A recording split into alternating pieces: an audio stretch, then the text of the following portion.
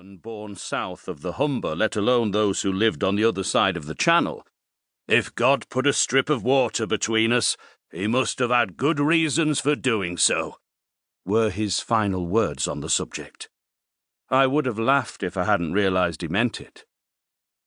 When he retired in 1977, reluctantly at the age of 70, I took over as chairman and began to set in motion some ideas I'd been working on for the past decade, though I knew my father didn't approve of them. Europe was only the beginning of my plans for the company's expansion. Within 5 years, I wanted to go public. By then, I realized, we would require an overdraft facility of at least £1 million, and would therefore have to move our account to a bank which recognised that the world stretched beyond the county boundaries of Yorkshire. It was around this time that I heard about the CBI seminar at Bristol and applied for a place. The seminar began on the Friday with an opening address from the head of the European Directorate of the CBI. After that, the delegates split into 8 small working groups, each chaired by an expert on community law. My group was headed by Jeremy Alexander. I admired him from the moment he started speaking. In fact, it wouldn't be an exaggeration to say that I was overawed. He was totally self-assured, and, as I was to learn, he could effortlessly present a convincing argument on any subject, from the superiority of the Code Napoleon to the inferiority of the English middle-order batting.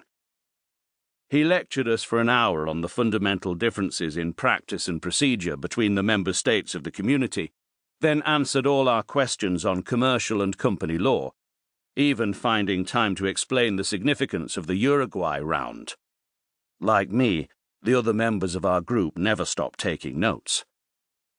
We broke up for lunch a few minutes before 1, and I managed to grab a place next to Jeremy. I was already beginning to think that he might be the ideal person to advise me on how to go about achieving my European ambitions. Listening to him talk about his career over a meal of stargazy pie with red peppers, I kept thinking that although we were about the same age, we couldn't have come from more different backgrounds. Jeremy's father, a banker by profession, had escaped from Eastern Europe only days before the outbreak of the Second World War. He had settled in England, anglicised his name, and sent his son to Westminster. From there, Jeremy had gone on to King's College London, where he read law, graduating with first-class honours. My own father was a self-made man from the Yorkshire Dales, who had insisted I leave school the moment I passed my O-levels. "I'll teach you more about the real world in a month than you'd learn from any of those university types in a lifetime," he used to say. I accepted this philosophy without question, and left school a few weeks after my 16th birthday.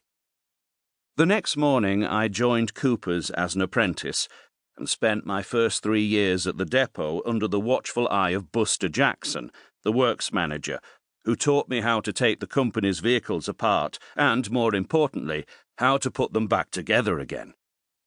After graduating from the workshop, I spent 2 years in the invoicing department, learning how to calculate charges and collect bad debts. A few weeks after my 21st birthday, I passed the test for my heavy goods vehicles licence, and for the next 3 years I zigzagged across the north of England, delivering everything from poultry to pineapples to our far-flung customers. Jeremy spent the same period reading for a master's degree in Napoleonic law at the Sorbonne. When Buster Jackson retired, I was moved back to the depot in Leeds to take over as works manager.